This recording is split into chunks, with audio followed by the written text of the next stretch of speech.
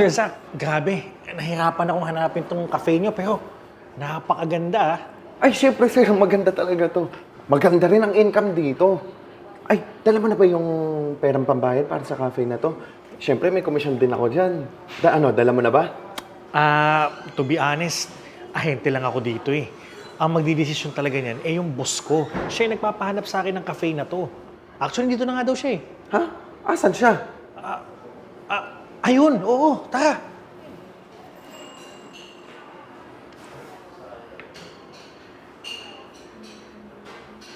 Ma'am, ano masasabi niyo sa cafe? Maganda ba? Yung cafe na gustuhan ko, pero yung ugali ng manager, hindi. Ma'am, pasensya na po. Di ko po inakala eh. Hindi mo inakala na ano? Na ako yung bibili ng cafe na to?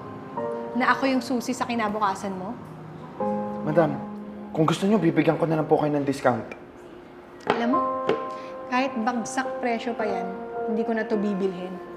Good luck na lang sa'yo. Yung cafe gusto ko eh, ang ganda. Pero yung ugali mo, hindi.